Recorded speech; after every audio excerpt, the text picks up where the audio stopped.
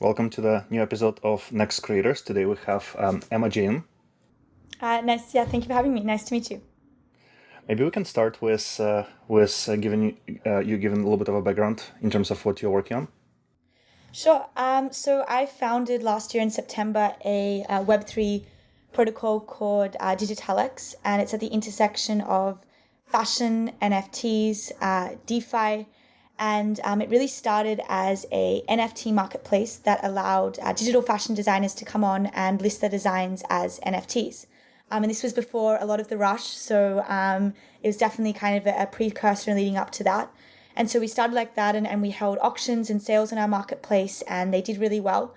But the next stage was always about how could you actually create an ecosystem for the fashion industry to exist within a native Web3 environment, and with a particular focus on digital fashion. Because when we think a lot about the metaverse or the future, a lot of us really equate that with being much more virtually immersive, digitally ubiquitous, and having these kind of purely online identities. And so from that side, when you think about kind of, well, what is digital fashion? Well, it becomes very much a tool within that scenario that we're able to self-express, we're able to identify and define ourselves. And also, fashion itself is really a part of human nature, and so intrinsic to that, and one of the reasons why I went into it in the first place. But yeah, really about how do you allow decentralized commerce for the fashion industry. And so within our ecosystem umbrella, we do that in a number of ways. I mentioned the NFT marketplace and designers being able to auction and sell their digital fashion items as NFTs. That's really, really above the surface. But if we go deeper, it's also about how do you attach utility to digital fashion, which is a really important part, not just of kind of underwriting value behind an NFT or a digital asset, but particularly in fashion when you think about there being more of a tangible nature to how we can interact with it. So our platform allows, when these designers list these digital fashion items, for players to actually come on and purchase these NFTs and then spawn them under different game environments that are not Web3 native. So we actually did our first launch with Among Us and mods under that ecosystem a few months ago. We just launched with Minecraft about 2 weeks ago, and we have a Rob-lox obbies launch coming up in about another week and a half. So it's under this platform called ESPA, which is a casual esports platform. And as I said, it allows, and entirely built by us and Web3 native, and allows players to come on and purchase these NFTs and then spawn them in game and start playing in these casual esports battles in game. And by casual, I mean there's no set times. They can come in and play whenever they like. And then they can start accruing points in a leaderboard that actually then transfer and equate to Mona, which is our ecosystem's native cryptocurrency.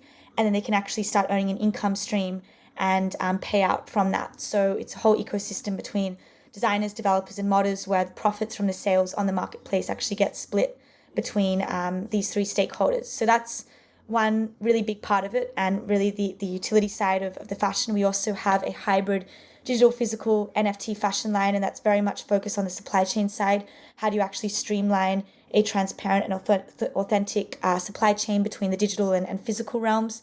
And what does that look like from more of an open source licensing perspective? So there's that side. And then we also launched the very first, last month actually, Metaverse magazine. It's all about proving out a new decentralized subscription model, but very much how do you actually establish highly concentrated content and valuable content within the space across digital fashion, across the metaverse, Web3, DeFi, music, art, everything really that we're building and underwriting in. And how do you back that by, instead of an ad wall, actually decentralized unlockable subscription content, where instead of kind of artists or interviewees, having to pay for a feature in the magazine, they're actually able to contribute content as NFTs. That could be in form of an audio NFT, it could be a gaming utility NFT, fashion, anything that you can think of, into these unlockable content bundles that then the magazine itself is entirely free to read, but our readers can actually purchase additional content that then unlocks different pages and experiences from that. So that's probably 60% of what we're doing, but I'll stop there because it's a lot. But it's really about how do you, if I break it down a bit more, it's really about how do you serve the needs of people, and at the same time do that in a way that onboards them into Web3 to reduce friction, to reduce barriers, to reduce gatekeepers. And fashion and the metaverse is a really interesting way to do that, because as we know with DeFi, there is quite an educational gap for people getting in. But fashion is the medium, the object, the interface that people can really tangibly see how it's able to level them up and reduce those barriers. Mm-hmm. Yeah, that's super interesting. We can dive into the project in a second. Wanted to also kind of look into your background too. Like, where did you grow up? What was your passions early on as you were growing up? And when did you exactly make your way into crypto? Yeah, good question. So I'm from Australia originally, and I grew up in a really small town called Lennox Head, and it's like 10 minutes from Byron Bay, which is quite a famous surf town in Australia. So it was a completely beach kind of village town in Northern Australia. And I grew up there for my childhood and then later moved to Sydney. But I was always someone that was very like curious, I would say, growing up. I loved engineering, I love physics, I love math, science, in a sense, just learning how things work and what goes into kind of running this whole machine of the world. So really loved that and kind of the invention side. And so it was about 15 or so that I started discovering more about Bitcoin. I'm 22 now, so that was about 7 years ago that I really started discovering, okay, what is Bitcoin, what is Ethereum? But it wasn't until about 4 years ago that I dived into the space completely, really full time. And so I was actually studying space engineering at the University of Sydney. And then halfway through that, or even less, maybe I don't know, a quarter and a bit through that, I realized that, and it kind of feeds into everything that Web3 is about, I realized that a certificate on paper through, say, a gatekeeper or a centralized model wasn't going to actually enable me to achieve what I really wanted to achieve. And not from an ego sense, but about how I could use the personal skills that I had or the freedom of action that was granted to me to actually be able to make a difference in the world or people's lives. And really from a Web3 native sense, it's about how do you reduce friction and barriers for people so that they can attain their desires or what is already within reach with them, but in a much more seamless and efficient way, and where they don't as well have to go through a gatekeeper to say yes or no, or whether that's in the form of sending a payment home or setting up a business or just achieving greater wealth, freedom, power within their own lives. And I'm not saying that from kind of an American dream sense. I'm really saying that from human nature and what everyone really desires to live a better life. And so really became realizing that was something that I wanted to do and dedicate my life to without it sounding cheesy. And dropped out and went completely into the crypto Web3 space. And I went in from the financial perspective to start with. And what that looked like was really from more of a hedge fund and trading side. So I was a co-founder of a crypto native hedge fund out of Sydney and also Dubai. And we focused on black swan insurance or tail risk hedging. So that's really focused on when there's these bigger market moves and particularly market crashes or what's kind of called black swan events. So they appear out of nowhere. And we can think of one like kind of the market crash last year within COVID-19. That was kind of a semi-black swan in terms of all the markets absolutely dumping. And these trades, in a sense, and the way that you set up these contracts on an exchange, they allow you to actually capture the convexity or the upside from the crash. So you actually benefit from the downside instead of kind of when everyone usually goes under or the liquidity dries up. It's called a variance swap, and it's executed through options contracts, and you put in calls and puts around a spot price on the market. And it actually allows you to benefit from that asymmetry and reclaim and capture all of that delta within that large market move. And so I specialized in that, and I was taught by Bruno Ixel, who was a top JP Morgan trader. He was actually part of the big London whale controversy when JP Morgan was buying back their shares at a cheaper rate in 2012. And he was the one that really hedged the entire firm's books and balance sheets throughout the GFC. So there's not only a few people in the world that really know these strategies, and it's not for the faint-hearted in a sense that when the markets are going up, you're usually bleeding capital. You're not benefiting from that. It's only within these large market moves. But I specialized in that, and it's really interesting because it's the way that I look at a lot of things in the world. It's about, okay, well, how do you actually hedge against black swan events and not just be resilient to them, but really anti-fragile and benefit from that convexity. So that was my first stage. But then, realizing from that and being really involved within the DeFi ecosystem as well, I also kind of understood that in order to enable crypto, NFTs, blockchain, everything that we're talking about to actually serve the highest majority of humanity, it can't be in the interface of the way that it is now. I mean, yield farming and more complex derivative projects, stable coins, and that they're great, and they're able to serve people's needs in terms of actively reducing friction for them, whether that's sending remittance home, taking out a loan, just anything with payments. But the interface, it's still a huge gap and a learning curve for your everyday person to come in and really understand why is it serving them. And I think that that's, it's a big thing within blockchain, and why it's faced difficulty of adoption within a lot of mainstream circles, and particularly from a commercial sense, is because it's always talked about from the product sense. It's always talked about from, okay, well, why does proof of stake matter, or why is it better than this, or how come you need Sybil resistance in this sense. And it's really talked about from the product sense, or it's talked about from what the product can do for someone, which is better. But at the end of the day, it's that stuff really doesn't matter. It's not about that. It's about rather them. It's about the people. It's about how can you actually serve their needs, their desires, so they can get to where they want to get to in life.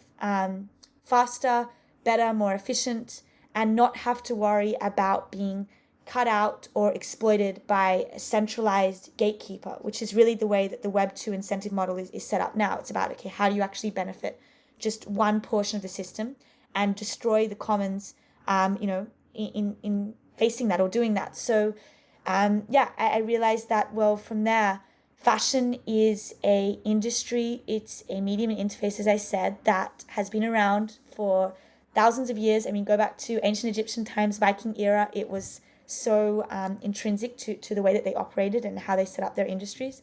And it's still so prevalent today, and it will be in the future. It's something that we can all interact with and tangibly identify how it's part of our identities, allowing us to self-express. And so I realized, well, this is one way that I can use my freedom of action to really serve them, to serve other people, and give them Web3 in a way that they can start to eat it. And I know that sounds weird, but it's really what it is. It's like, how do you allow people to eat Web3 and to understand that it's actually about them. It's not about the blockchain. It's not about this tech that, yes, is really important, but it's really just about them.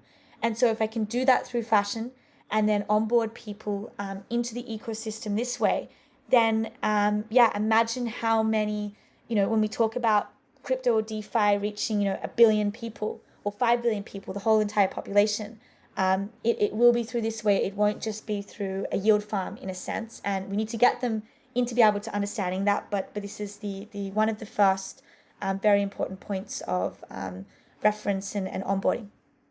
Mm-hmm. Yeah, that's super interesting. Were you also always into fashion or digital fashion?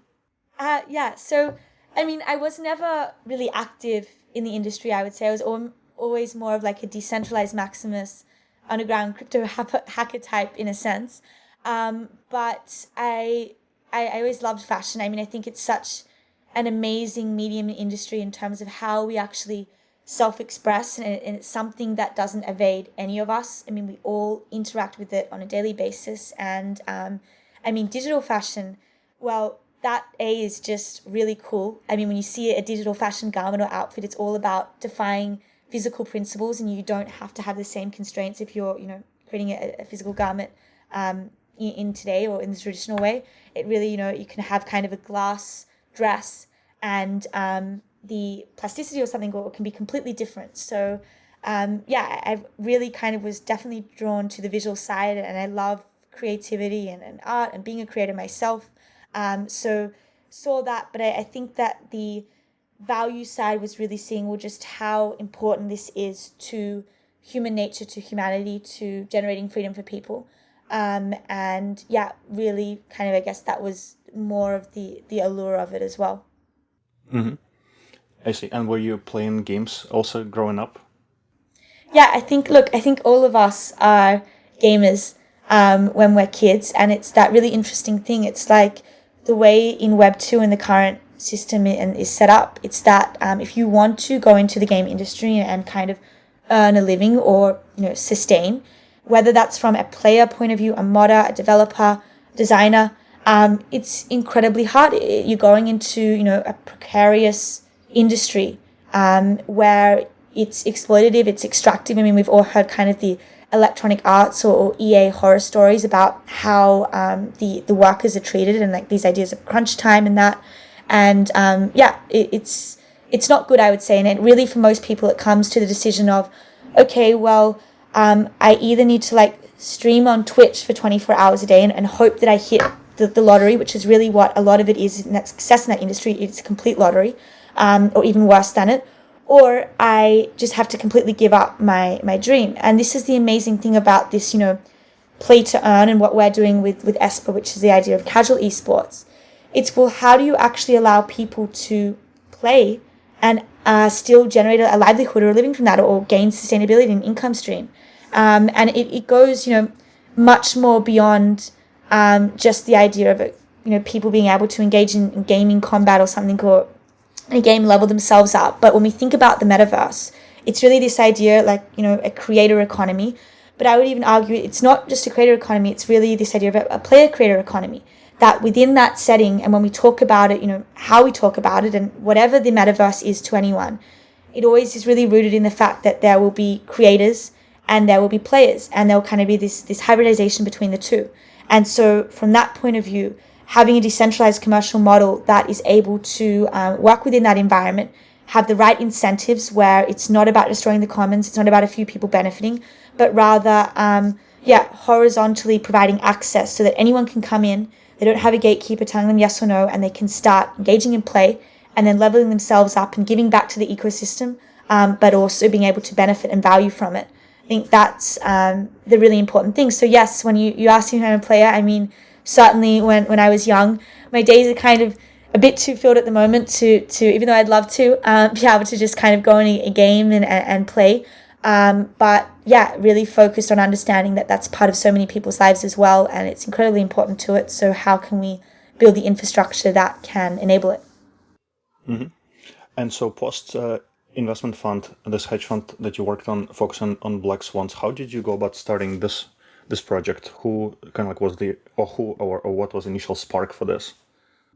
Yeah, so it's an interesting story, and the kind of long but semi-short version is, last year I was really looking into, well, how do you allow Web3 to serve the highest amount or highest majority of humanity, and what can that actually look like, not just in a theoretical sense on paper or in a post or a clubhouse talk or this podcast, but what could actually make it happen from an execution implementation wise as well. And so I started really deep diving into what could possibly happen over the next 100 years. And that's really what I did. I researched like every year up until 2100, and, identifying, okay, what would be an industry or that would be able to survive, say, a COVID-19 shock, or, an environmental catastrophe or whatever, in a sense. And what would still then allow me to be native to Web3 and authentic to Web3, and build in this space, and say build, within the entire development and open source community. But yeah, use my skills or my freedom of action to actually serve people and serve them so they can achieve their desires. And this is when, I realized, kind of looking at all of that, and then I was like, wow, kind of holy shit, it's fashion. I mean, it sounds so trivial and like kind of nothing, but when you look at it, it's so inevitable. And even when people talk about, 2100, a lot of us picture that we'll all be walking around in like black lycra bodysuits and kind of semi-hybrid robots. And it's really interesting because when you look at the 1950s and videos then, they thought the same about the 21st century. They thought the same about 2000s, 2020. They actually described, there's a video of this interview. They're interviewing kind of these fashion students, and they're describing that, in 2020, they're going to be wearing like metallic structures and kind of be walking around like robots. And when we think about that now, we're like, that's absolutely crazy. Like, we would never do that because it just doesn't make sense to how we want to achieve what we want to achieve, how we want to level up in our lives, live better lives. It doesn't support that. And so it's really the same thing. we think about in 2100, it will be facing the same thing where fashion will be again serving our needs, our human nature, and be allowing us to achieve whatever we want to achieve. But instead of it just being like it is now where it's purely physical, it will be heavily rooted in the digital side. And this is why digital fashion is so important to that. And it's so much more than just the self-expression, but then we really get into how fashion can be functional. And, this is where NFTs and Web3 and having a decentralized commercial kind of realm around that is really important. And so, I guess that was just the spark, was seeing this is the future and it's so inevitable. And why isn't anyone building in this space? Why doesn't anyone have an urgency to really make this happen and actually serve people? And so, I was like, well, someone's got to do it. And I'm in a pretty lucky position to be able to have the skill or the knowledge, and of course, still learning all the time. So why not jump in and just give it all? And then, what's really the worst that can happen? Well, it fails or it doesn't do as what I expected. But I don't think that that's too much of a risk at the end of the day. Yep. And what was your initial team? How did you think about who do you want to go on this adventure with? Really good question. So, it's been for myself, I found it, and it really was for a long time a lot of a solo journey, in the sense of just it's very hard to find people who want to kind of break out of the system or the framework that society gives us in terms of living a normal 9 to 5. And I always found that growing up is that I was never able to accept the system. I just couldn't accept it, and I tried hard even within school and that, and I just didn't like the way that things were set up, where it was like this expectation that you are born and then you go to school, you go to university, you get a job, you go out to dinner, you start a family, and blah blah blah blah blah blah, and then you die, which is really it's how life passes a lot of us, and it's so transient in that sense. And I never liked that. I never accepted it, and I found it really difficult to comprehend how I would be able to exist within that structure. And so this is when I say, what's the risk? I'm not saying that anyone starting anything and going out on a limb, it's not incredibly risky and scary, but more what I'm saying is, from my perspective, it's like, well, to me, not doing something in this space where I really feel like I'm giving it my all and being able to, have a huge convexity or positive convexity in how I impact people. That's a huge risk in terms of then falling back into a gray zone of comfortability within the system, which I cannot eat, in a sense, in myself. But it was really about just giving it my all and diving in and risking everything and thinking, well, at the end of the day, there really isn't much risk. It's more that just I went out and I traversed a mountain that's never been traversed before, and hopefully and potentially impacted a lot of people along the way. So it really was starting myself and the team. Now it's still quite small. We're really focused on the engineering side, and we have an amazing engineering team, which I call the Metaverse engineers, in a sense. And there's 5 there, and then from a more operations perspective, there's kind of another 2 to 3 of us. But it's really finding people that realize, well, what is the bigger vision and where is it going and why it's so important and so urgent. And that it's been an ongoing process, which, in any startup or project, that's the case. Yep. And how did what you do day to day evolve since beginning to what you do now? Really good question. I would just say that a tolerance for time anxiety versus getting stuff done, and then being able to still achieve and execute within, a highly volatile system, which Web3 and crypto, anyone who has a native token and that, they understand. You're suddenly being, in some ways, compared to price action, or what a token is valued at, in a sense, or perceived by the market. And so being able to traverse that, and then just the growing pains of operating within a decentralized environment that still isn't fully authentically decentralized. And, there's a lot of projects coming in and building. But how do you still adhere to a mission and live the mission, more importantly, while also being a human and just knowing, everything else that you have to consider within within existing. So I would say that it's just gotten in terms of, which has been really exciting actually. I've been incredibly lucky from that point of view and being able to just take on so much more and move really fast in terms of understanding, okay, well, if we break everything back to base principles, what is actually required to achieve or execute on that? And again, not from just a tech and an infrastructure point of view, because that's just one part of the equation. But the bigger part is how do you actually serve people through that and say, onboard them into this space. And so I guess starting out, it was really just focused on, certain key verticals. And since then, when those verticals get achieved, it's like keep adding more and more and more to really build out a full ecosystem and not just from a project or a company or a business perspective, but an ecosystem perspective where everything being built is actually able to, leverage up and help everything else around it further grow within that. Mm-hmm. And how do you think about serving like so many different constituents? Because you have moders, you have indie game developers, you have digital fashion designers, you have players. How do you have like time, energy, teams, resources to like serve all of them? So this is the amazing thing, with Web3 and also when I first came into it from that financial perspective, what I realized of why, even when people call it a rush, when they call it a bubble, when they say, it's dead, NFTs are dead, or, Ethereum or that, it has no use.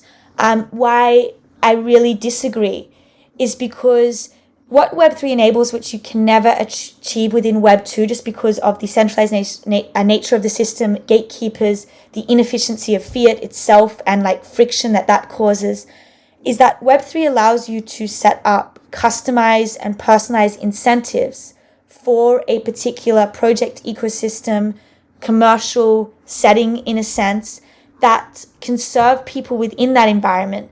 And then also, instead of in an extractive way where it's like some benefit, the way that the incentive model is set up is to ensure that everyone within that ecosystem, when they put in the effort, the time, and the work required, they can directly receive the value back from that without there being a huge barrier or gatekeeper in their way. And so, when you talk about serving all these stakeholders, well, yes, they are separate on paper in a sense, but at the end of the day, their desires, their needs, their wants, they're really the same thing. They come down to the same human nature and human, principles in a sense. And I think that's a really interesting concept to elaborate more on because, even when we think about, say like a project like Uber, and I not so much inspired by the way Uber operates now and its native Web 2 kind of model. But one thing I did realize with Uber and I guess why it was so successful, I mean, a lot of people say, okay, look at the app. If you start from layer one, the app's really pretty and it's got a really good UX and UI, and so anyone can kind of understand it. But that's not really true. It's not really the case of why people interact with Uber. And then you go one layer deeper and you say, okay, well, why was Uber so successful? And then people say, well, because, convenience. It allows me to just go onto my phone and then I can, with a really high probability, within a couple of seconds or a couple of minutes, I'm being able to serve kind of, in terms of reaching my destination faster. And yes, that's true, and it's definitely serving a need from that point of view. But the real value of Uber, and I guess why it was, and why the gig economy, in some sense was really so successful and adoptable by globally, is because when you go that layer deeper, you really realize that one thing that is generate freedom for people and more freedom of action within their lives. Because if you're an Uber driver, all you have to do is kind of download this app and then go on the app anytime you want. You don't have to have someone saying, okay, you've got to log in at this time. You flick a switch and you suddenly have access to a global market that you can potentially operate within and then actually gain value back from that. And that was really kind of that Uber model of why is it so successful. It was directly enabling that. And then when you think about Web3 and how it's able to do that, but from a much more scalable, efficient, non-extractive, exploitative of like, is this money going to Mark Zuckerberg's pocket in a sense? Removing all of that, it's incredible in a sense. And it's why it will never, it will be the future, because that is what all of us are desiring and needing it. And this is when it comes back to my earlier point. It just needs to still be framed in a way where people can really understand that is serving them, that this decentralization, it's not about decentralization as like a naming convention or a term or a technology, but rather it's about that is going to allow them in whatever path they're walking in life to achieve what is already within their reach, but without a gatekeeper, telling them no, or without, having to go through a painful financial system that is probably going to fuck them over anyway, or take money from their pockets and leave them high and dry. And it's not in a predatory casino sense either. So, I guess where we all have the same needs and desires, and Web3 really truly serves that. So it's not so much, yes, there are individual stakeholders, but there also isn't. And I guess that's a great way of how I look at it. And how, and building DIGITALAX in the ecosystem is to serve that. It's super interesting. How do you think also about the state of Metaverse today? For example, for me, for our Human Guild, a community of creators, founders, we're starting to hang out recurrently, weekly in crypto voxels. We're planning to maybe spend more time in Somnium. There's also Decentraland. Those are the three kind of like virtual worlds, at least I know, in the Ethereum space. There are a couple coming up in our ecosystem, like smaller ones, two-dimensional ones to begin with, like simpler ones. But that's about it that I know in terms of like as far as newer metaverses kind of go. What kinds of things do you see, and how do you think about like state of metaverse today overall? Good question. I mean, it's hard to say because even the term the metaverse, it comes from Snow Crash, that novel, and it's like a dystopia. So it's like when people think of the metaverse, it's how do we define it? I think that's what evades a lot of people. It's like, what even is the metaverse? Is it a 4D space? Is it a virtually immersive environment? Is it, something where I can kind of transverse time? It's hard to define. I think that we are still at a very early stage where we're still, going back to everything, looking more from like the product sense. And we're not really at a stage where it's directly able to serve people's needs. Just like kind of why each of us use the internet today. Most of us don't really understand what's going on behind our laptop screen or our computer screen. We just use the internet because we know it's going to achieve our desires and level us up actively. So it's the same thing, I think, with the metaverse. It's early, but what it will allow when it really gets to a proper operating state and that we really can all interact with it in a way that we tangibly see how it's benefiting us, it's going to just be the kind of internet of value that was always promised, but it was never delivered by Web 2. It's really going to enable that. And what I mean is, for like the first time, if you think about what a metaverse is really underwriting it, for the first time, your physical location can be completely detached from what you're experiencing and in a fully immersive way. And that's extremely powerful because geographic location for so long has defined, for so many of us, the opportunities that we've been able to access or how we're seen in society, and everything in between. And so, I think that's a really big part, that no longer really has weight now. And it's more about, well, okay, how you're able to just come in, put in the effort, put in the work, and then you can really see the results back from that and not have the current barriers stopping you. So I think that's a really kind of key emphasis of the metaverse and where it's going and where it is today. Mm-hmm. And also in terms of games you mentioned earlier, so it sounds like you want to focus on like bigger games that have like tons of engagement today. Do you think that actual gaming studios, the bigger ones, kind of Rob-lox, well, it's not a gaming studio, but like virtual world creative company, or like Microsoft in case of Minecraft, would be interested to play the ball with Web3? Or do you think we don't need kind of like their permission, we can work with the community? Exactly. So it's a good question. And, it can be answered from two different ways, in the sense that if you're looking at the Web 2 model, then it doesn't make sense for them to engage with Web3 purely for the fact that their business model benefits from it being extractive and exploitative. I mean, that's how Blizzard, any of them, it's really how they've been able to work. They benefit off the asymmetry that is kind of forms between others and themselves, and then they're able to capture all of that.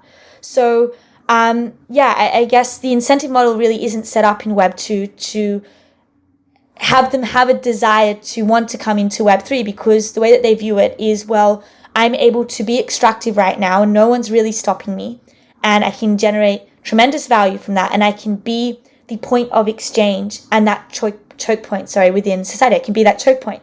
And Web3, it bulldozes all of that. And it's not actually that they, if they really came in and authentically operated within Web3, it's not that they wouldn't be able to value. In fact, they'd be able to gain tremendous value, even more value than what they're seeing today. But they'd also be able to do that without it being at the expense of everyone else that's operating within that ecosystem. And so I really just think that it's inevitable that, these bigger projects, and they will start coming to the space, but I don't think that it's a deal breaker whether they do or not. Because if they don't, then they're going to get cut out anyway by other projects building within Web3 that will become bigger. They'll be able to enable more value for more people. And so when I, say a decentralized maximalist in a sense, I don't think that you need their permission, and I don't really worry about what they're doing, or I don't really look to what they're doing, because that's looking in the past. And we all know that it's not the future, but it's a shame that some of us, we still look to the legacy systems of a point of reference of how we think success is, or value in a sense. But, if we're really living Web3 and we know that's the future, then it doesn't really matter, because, they come on board, it's great because further adoption. If not, well, then that's just a function of time of, it being adopted and them having to come on board or having to be cut out. Mm-hmm. Yep. And how do you also think about state of usability in blockchains today? Like kind of getting started with like MetaMask onboarding there, having to purchase cryptocurrency a lot of times before getting any initial like value engagement yet from the experience.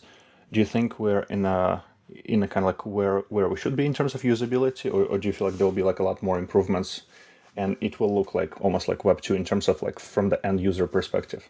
Yeah, definitely. I think it has to in that sense. And it will, because, if we think about the interface today with Web3, it's really hard, like just connecting to MetaMask and then private keys. And I know that there's these hybrid solutions, but they still are difficult. I mean, it's not a nice user experience. It's not seamless anyway. So yeah, I really think, it's like, take for example, NFTs. When people are saying NFTs are dead, it's really not the case. It's that was just a big rush and liquidity rush in the past few months. But where the value of NFTs comes is really about, the utility side, and how do you actually have utility of these items and then still be able to keep the authenticity and transparency that they enable along, an entire supply chain. So I think that it's really just the beginning. And the great thing about the NFT rush over the past few months is that not only the exposure side is that, everyone started understanding, okay, what is an NFT, or not even understanding, but just, getting used to the name in a sense. And then so many projects and founders and people are starting to build, which is what we need, really. We need a lot of people building to then be able to get to the stage of it working really properly and efficiently. And like you said, it really being like a Web2 in terms of the experience. We don't need to think about it. We don't need to know what the heck is going on behind the screen. We don't need to know that it's blockchain. But it's just serving our needs. And so, it has to get there. Mm-hmm. And are you still operating out of Australia, or did you relocate? So I actually, when I started the project, I was in Dubai, and then for about 3 months or so, and then I moved to San Francisco November last year, and I've been here ever since, which has been interesting because it's been in lockdown. Literally just 2 weeks ago it opened up. So I think that, location isn't becoming as important anymore. As I said, as the metaverse, it's all about how do you detach your physical location from what you're experiencing, what you're being able to achieve, and the opportunities that you have.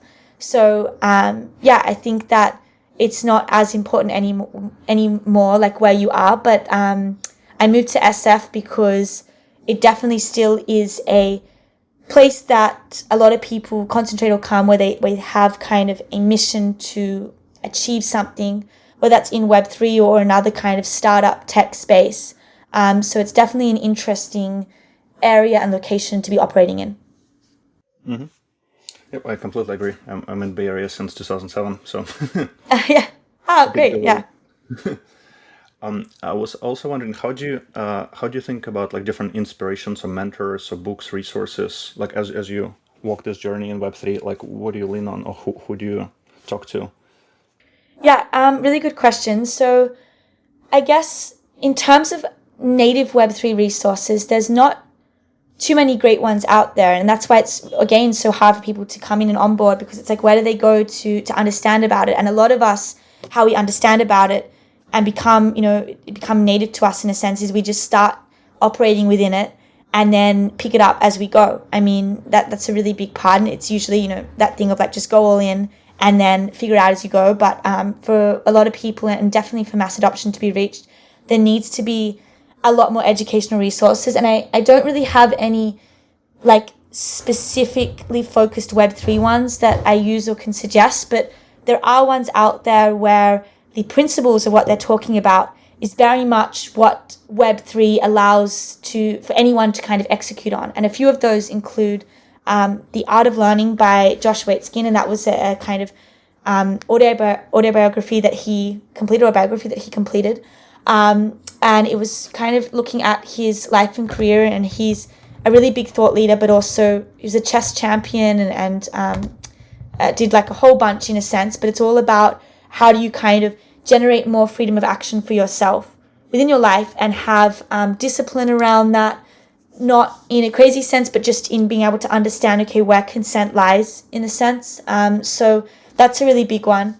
And then the second one is, and this is kind of controversial given the recent announcements, but Nassim Taleb, I mean, because he's all about the Black Swan kind of approach to life, and just how do you view risk, or how do you set up a risk framework. And I mean, that's really where variant swaps in a sense, or the idea of Black Swan hedging and tail risk hedging, it was really empowered by him. But he just released a paper, I think it was like 3 days ago, or a tweet or something, saying that Bitcoin is worth zero, which I haven't actually read that yet, but I don't think I agree with him. And I mean, I don't know what his context was or what his points, but yeah, so there's certain parts of what he says that I definitely take from, and I think is highly valuable in just having an outlook and a lens on the world. But there's other things that, it's like that thing, you shouldn't just take everything for as it is. You should kind of look into it a little bit more, and probably that paper is something that I will question or look into more. That's cool. I was also wondering, among your peers or friends, overall, do you see a lot of people entering Web3 space or not? And also, like, for people who are curious but kind of skeptical about it, because, as you mentioned, I agree, there is like no good go-to kind of educational resource. I feel like the amount of people entering the space is actually very little, relatively. Like, we maybe have like, I don't know, 500, 600, 700 founders, and that's it for now. So how do you accelerate this, and what do you have to say to people who like kind of like on the periphery, kind of figuring out where to start, not sure about it? Yeah, so that's a really good question. I mean, the first thing is, I think being on Twitter and following key people on like crypto Twitter, and particularly in the NFT community, is great as like just an exposure of updates and what's happening in the space. Another part is, yes, there is YouTube, but if you type in crypto and that on YouTube, you often get just a lot of FUD come up. So I wouldn't really suggest that as well. Another thing is being on Discord, and there's kind of like key communities on Discord as well. And being in a project's Discord, that's really good, because it's a great way to like kind of access the team and ask questions, but then also kind of receive consistent updates. And then the other thing, I mean, I would say is, and this is really why from our project we launched DigiFizzy, which was this Metaverse magazine. It was all about highlighting and content across the entire space, but in a really interesting and immersive kind of Web3 way, and it's kind of in a magazine online format. Then they can check that out as a new issue every month, and they either can kind of come into the DIGITALAX ecosystem and find it there, or they can go directly to DigiFizzy, with the Fizzy is FIZZY, and then .xyz, and they can read like hundreds of pages of content entirely free. And start learning about who's doing what in the space, and why it's impactful. So that as well. Nice. And how do you have enough time to focus across those like several projects? This is like publishing. Feels like quite different from your core focus. Look, it is in a sense. I mean, it's different in execution in some ways, but in terms of how it's enforcing the ecosystem and everything that DigitalAX from a fashion perspective that is doing, and in Web3, it really is that. It's just enforcing it, and that's why the concepts is very much the same. It's just the interface is different of how people are eating it or reading it, or whatever you want to call it. So in terms of time, I mean, it's definitely this whole thing is it's 24/7 and it never stops. I mean, people say crypto doesn't sleep, but when you're really operating in it, it doesn't sleep. And I know for myself, like even if I sleep for 1 hour, I have to kind of I get about 4 to 5 hours sleep, but when I have to put an alarm every 1 hour to wake up, because if I don't, my Discord or messages just becomes like so crazy that then I can't catch up, which I don't mind. I'm young. And, it's part of hustling and being in the ecosystem. But yeah, I guess time, it's a big thing. It's like, how do you manage time and still achieve and moving forward, which, yeah, it's difficult for anyone to balance, I think. Mm-hmm. And where can our listeners find more about DIGITALAX or other things you mentioned today? Sure. So the best is definitely our Discord community. I mean, we post announcements across all of our Medium, Twitter, Discord, Telegram, Instagram, LinkedIn, just all the social channels. But the best one is our Discord. And so if they go to the website, which is digitalax.xyz, then you can find the Discord link and definitely join that because, it's really where the large majority of our community is based. Mm-hmm. And do you have any maybe words of parting advice to listeners? Yeah, it's a good question. It's always hard. But I would just say that Web3, in a sense, I mean, I know that it's difficult to comprehend now, and a lot of people aren't phrasing it or building it in a way that can be easily interfaced with. But the best way is to take a bit of a leap to start with while the projects are still maturing to get there, and start asking more questions about it. And then don't stop until you find the answers and find people that can really give you the answer in the way that you can understand it and fully kind of encapsulate it. Because once you do get it, then it's like, the Matrix, you take the red pill and you'll never go back because you realized that the old system, you were living in a Matrix. That's probably my advice. That's cool. That was a fascinating conversation. Thank you for this. Thank you so much, Sasha. Lovely to speak with you.